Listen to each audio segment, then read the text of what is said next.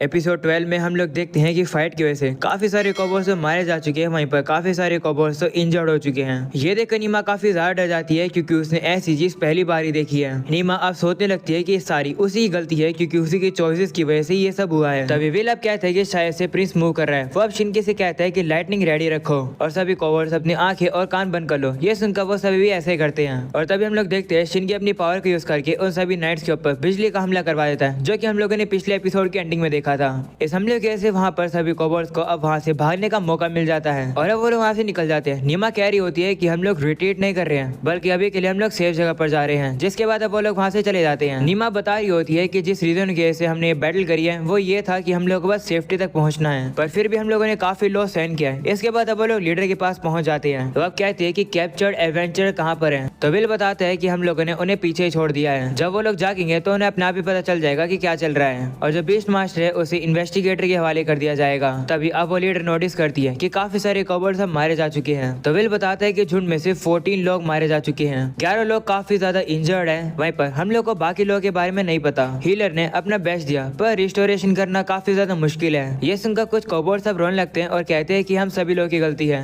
वो कह रहे होते हैं कि हमारे लीडर ने अपने आप को सेक्रीफाइस कर दिया हम लोग को बचाने के लिए, काश हम लोग और ज्यादा ताकतवर होते। ये सुनने के बाद नीमा भी अब काफी ज्यादा रोने लगती है। तभी नीमा को याद आता है कि इन कॉबर्स के लीडर ने ये कहा था कि तुम्हें वो करना चाहिए जो कि तुम्हें करना चाहिए। ये सुनकर नीमा वापस से मोटिवेट हो जाती है और रोना बंद करती है और अब उन कॉबर्स से भी कहती है कि रोना बंद करो। तो वो कॉबर्स अब गुस्सा हो जाते हैं और नीमा कहते हैं कि शुरुआत से ये तुम्हारी गलती है। तो नीमा भी कहती है हाँ मेरी वजह से इतना नुकसान हुआ है, पर तुम इस तरीके से किसी की भी मेमोरीज को डिसरिस्पेक्ट नहीं कर सकते हो। तब वो कॉबर्स कहते हैं कि तुम्हारे कहने का ये मतलब है कि हम लोगों ने जो अपने पेरेंट्स और फ्रेंड्स को खो दिया हम उनके लिए रोए नहीं। जिस पर नीमा कहते हैं कि मैं तुम लोग को रोने से मना नहीं किया है, मैं तुम लोग को ये मना कर रही हूँ कि तुम अपने आप को गिल्टी मत मानो। तुम्हें क्या लगता है कि अकेले तुम ही हो जो कि ऐसा फील करता है? तुम काफी सेल्फिश हो। हमारा मकसद ये था कि हम लोग इस झुंड के फ्यूचर को अच्छा बना सके। तो जो लोग मरे हैं वो अपनी लाइफ को रिस्क में डालना चाहते हैं जिससे कि तुम सभी लोग स्माइल करके रह सको। तो तुम इस तरीके से खुद पर ही पछताते रहोगे तो जो मरे हैं उन्हें कैसा लगेगा? तुम सभी लोगों को स्ट्रॉन्ग रहना होगा। अगर तुम सभी लोगों को मुझ पर गुस्सा होना है तो तुम गुस्सा हो सकते हो,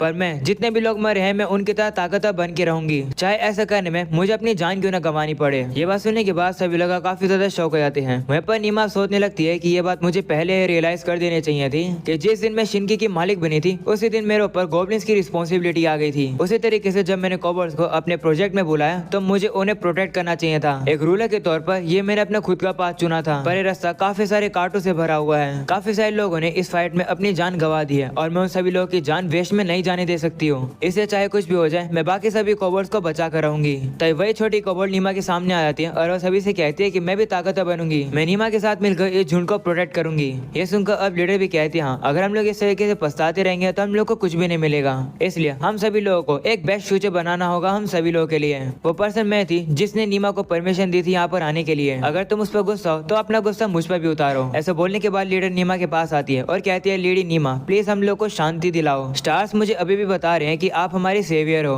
तो नीमा कहती है कि क्या तुम श्योर हो? जिस पर लीडर कहती है हाँ हमारे पर आज तक जितनी प्रॉब्लम्स आई है हम लोग स्टार्स की गाइडेंस लेकर उसे सॉल्व कर देते हैं और अभी स्टार्स हमें बता रहे हैं कि हम लोग तुम्हें फॉलो करें उसी पाथ पर जो कि तुमने चूज किया है। तो नीमा कहती है कि लेकिन जो मैंने पाथ चुना है वो काफी ज्यादा मुश्किलों से भरा हुआ है। तो लीडर कहती है कि भले चाहे कुछ भी हो हम उसे सहन करेंगे और स्टार लीडर होने के तौर पर मैं तारों पर विश्वास करती हूँ और नीमा आप पर भी। ये सुनकर नीमा बाकी सभी कॉबर्स से भी कहती है कि क्या तुम सभी लोग मुझ पर भरोसा करते हो? तब वो व्हाइट वाला कॉबर्ड सामने आता है और कहता है कि मुझे तो कोई भी दिक्कत नहीं है। हीलर्स के लीडर होने के तौर पर मुझे ये बताने दो कि हीलिंग मैजिक सबसे ज्यादा पावरफुल नहीं है। हर जिंदा चीज एक ना एक दिन तो मरती ही है, हम लोग भी एक दिन मरेंगे। जो लोग मरे हैं उनका समय आ गया था मरने का। वहीं पर दूसरा कॉबर्ड भी कहते हैं कि शिकार बन के मत मरना बल्कि लड़ते समय मरना। और अब इसी तरीके से सभी लोग अब नीमा से कहते हैं कि हाँ हम लोग तुम पर भरोसा करते हैं, हम सभी लोग तुम्हारी मदद करेंगे तो हमें बचाना। ये सुनकर नीमा भी इमोशनल हो जाती है और वो कहती है ठीक है मैं तुम लोग को बचाऊंगी। ये सुनने के बाद अब सभी कॉबर्ड्स अब नीमा के लिए तालियां बजाने लगते हैं। इसके बाद अब वो लोग बैठकर डिसाइड करते हैं कि अब उन लोगों को कहाँ पर जाना है। वो डिसाइड करते हैं कि वो कॉबर्ड्स को माउंट लिटिमो में पहुंचाएंगे जो कि मैक्सगा प्रोविंस के बॉर्डर पर है। और जो मरे हुए लोगों की बॉडी है अभी के लिए हम लोगों ने उन्हें गार्डन और फॉरेस्ट के हवाले कर दिया है। डिसाइड करते करते अब उन लोगों को शाम हो जाती है। विल कहता है कि अब हम लोग को जाना होगा वापस। तो नीमा भी कहती है हाँ। तभी लीडर नीमा के पास आती है और कहती है कि मेरी छोटी बहन आपके साथ रहना चाहती है, वो अभी भी कमजोर है पर हमारे जर्नी पर वो ट्रेनिंग करती रहेगी, तो जब भी आपको जरूरत पड़ेगी तो क्या आप उसे बुला लोगी? ये सुनने के बाद नीमा काफी खुश हो जाती है कि क्या उसे कमाल की एक मेड मिलने वाली है। वो अब उस लड़की से कहती है कि मैं एक नोबल की डॉटर हूँ तो तुम्हें काफी अच्छे से मैनर सीखने होंगे और इंसानों के बीच में रहना होगा। तो वो लड़की कहती है कि आपके लिए मैं कुछ भी करूंगी, आप चिंता मत करो। तो नीमा कहती है ठीक है, तुम मेरे सर्वेंट बन सकती हो।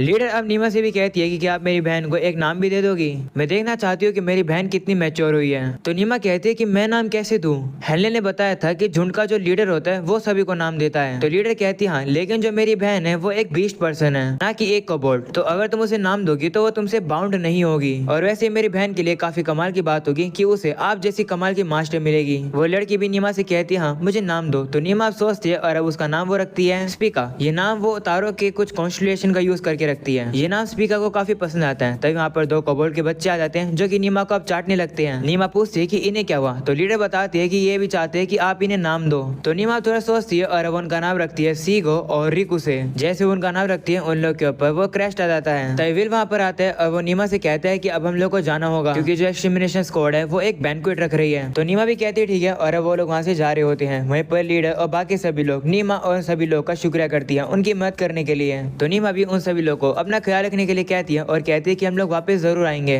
पर कुछ काम निपटाने के बाद। नीमा स्पीका से भी कहती है कि हम लोग थोड़े समय के लिए जा रहे हैं, अपना ख्याल रखना। तो स्पीका भी कहती है ठीक है। उसके बाद वो सभी लोग अब उन्हें गुड बाय कहते हैं। वहीं पर नीमा भी डिसाइड करती है कि वो इन सभी लोगों से सेफली मिलेगी वापस से और वो वापस जरूर आएगी। अगले सीन में विल को दिखाया जाता है जो कि कह रहा होता है कि हम लोग कल निकलेंगे पर अभी के लिए हम लोग गालिया में ही रहेंगे और रात बिताएंगे। फिर हम लोग टेलीपोर्टेशन मैजिक का यूज करके फॉक्सवे में पहुंचेंगे। पर एक बार चल के हम लोग हेलन की रिपोर्ट ले लेते हैं। इसके बाद अब वो लोग हेलन के पास आते हैं। हेलन अब पूरी तरीके से ठीक है और अब वो उन एविडेंस को ले आते हैं जो कि उसे कहा गया था इकट्ठे करने के लिए। उन एविडेंस को अब विल पढ़ रहा होता है। हेलन बताता है कि ये एविडेंस वो रिपोर्ट और डिलीवरी रिसिप्ट है और साथ में उनके यूजेस के रिकॉर्ड भी हैं। पर मुझे कोई सामान कहीं नहीं मिल पाया और यूजेज रिकॉर्ड के अंदर मुझे कुछ टेम्परिंग के निशान मिले। ये सुनकर नीमा हैरान होती है और कहती है कि इसका मतलब इनवॉइसेस को बनाया गया है, इसका मतलब कुछ मर्चेंट और नाइट इस चीज में इन्वॉल्व हैं। विल अब हेलन को शाबाशी देता है और कहते हैं कि इसके बेस पर हम लोग जरूर इन्वेस्टिगेशन करेंगे। मैं कैपिटल को बोलूंगा कि वो जल्दी से एजेंट्स को भेजे। तो नीमा कहती है कि क्या उन लोगों को तुम खुद से नहीं पकड़ोगे। तो विल कहते हैं कि सच बताऊं तो मैं यहाँ पर ज्यादा टाइम वेस्ट नहीं करना चाहता हूँ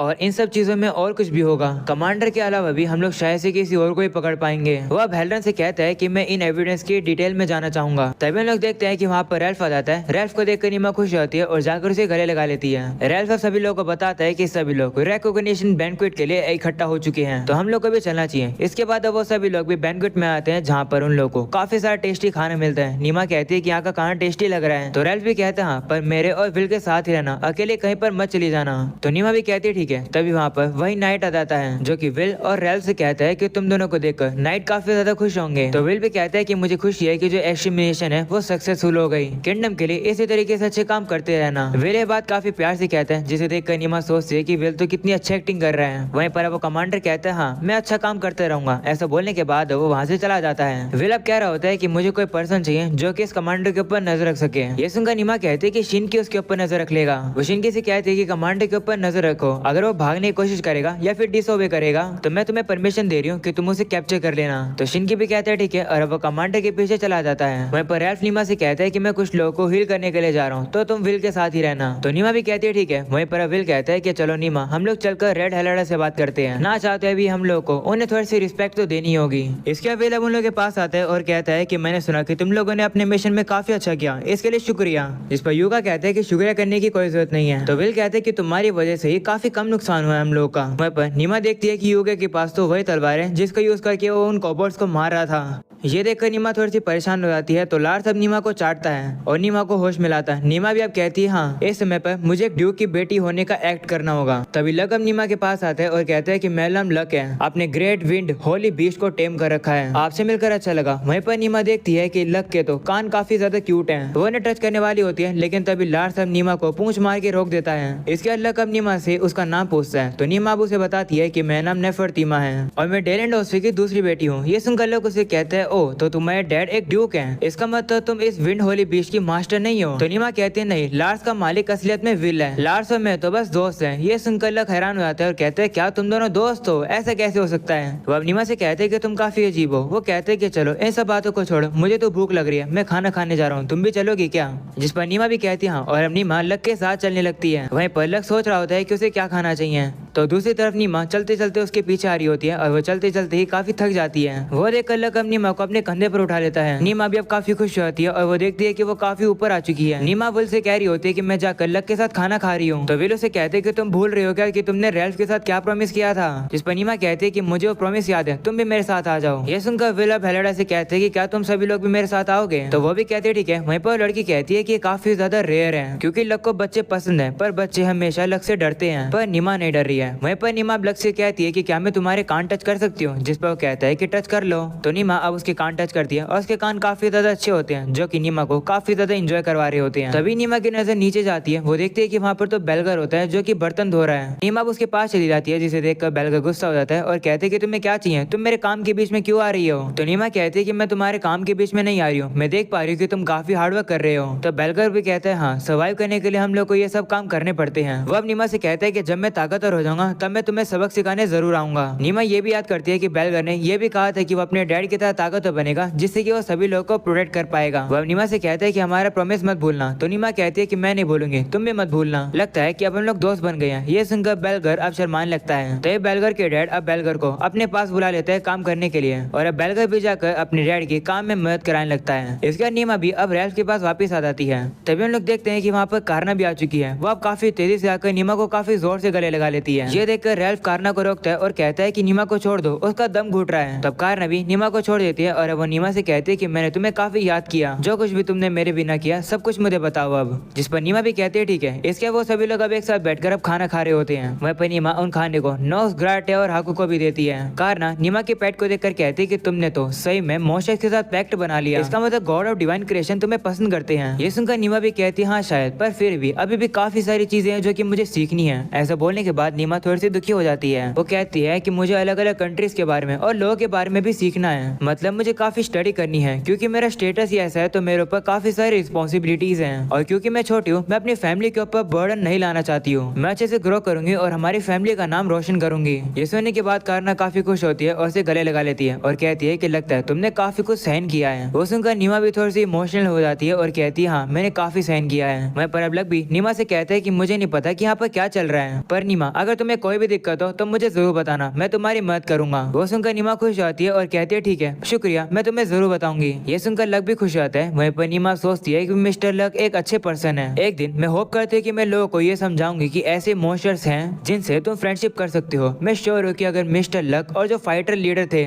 वो दोनों काफी अच्छे दोस्त बनते हैं। इसके बाद हम लोग को रात का सीन दिखाया जाता है जहाँ पर नीमा अब सो रही होती है। तभी वहाँ पर सोल आता है। नीमा उसे जाकर कहती है कि तुम्हें क्या चाहिए, जिस पर सोल कहता है कि मैं तुम्हें थोड़ी सी दुनिया दिखाना चाहता हूँ। इसके बाद नीमा अब एक टोकरी के अंदर बैठ जाती है। वहीं पर सोल अब उसे उठा रहा होता है और अब उसे काफी अलग अलग सुंदर जगह दिखा रहा होता है जो कि देखकर नीमा कहती है कि ये काफी सारी अच्छी जगह है। तब सोल भी कहते हैं हाँ इस दुनिया के अंदर काफी खूबसूरत चीजें भरी हुई है, पर इंसान काफी बेवकूफ है, वो इन सारी खूबसूरत चीजों को नहीं देख पाता है और लड़ता रहता है। वो सुनकर नीमा भी कहती है हाँ तुम सही कह रहे हो, इंसान बेवकूफ होते हैं और कमजोर भी होते हैं, पर फिर भी वो सीरियस होते हैं। और भी अलग अलग लिविंग चीजें होती हैं जिनके अलग अलग फॉर्म्स होते हैं, पर वो भी अपना बेस्ट दे रहे हैं ताकि वो लोग सर्वाइव कर सके। नीमा अब सोल से कहती है कि मुझे दुनिया पसंद है, यहाँ पर जितने भी लोग हैं और हर कुछ मुझे पसंद है, इसलिए मैं अपने नाम की कसम खाकर कहती हूँ कि मैं प्रोजेक्ट शियानो को सक्सेसफुल बनाकर रहूंगी। मैं इस दुनिया को एक ऐसी जगह बनाकर रहूंगी जहाँ पर इंसान और मॉन्स्टर एक साथ खुशी खुशी रह सके। एक दिन मैं ऐसा जरूर करूंगी। इसके बाद हम लोग को अगले सीन में दिखाया जाता है कि वो सभी लोग अब एक बोट पर बैठकर कहीं पर जा रहे हैं और अब यहीं पर जाता है ये एपिसोड खत्म। एपिसोड के साथ साथ ये एनीमे भी यहीं खत्म होती है। इस एनीमे का सीजन 2 कब आएगा मुझे नहीं पता, पर जब भी आएगा तुम लोग को इस चैनल पर देखने को मिल जाएगा। उसके लिए चैनल को सब्सक्राइब करके ऑल नोटिफिकेशन जरूर से ऑन कर देना। पर आज के लिए इतना ही, वीडियो को जोर से लाइक करके जाना। मिलते हैं अगले एपिसोड में, तब तक के लिए बाय बाय।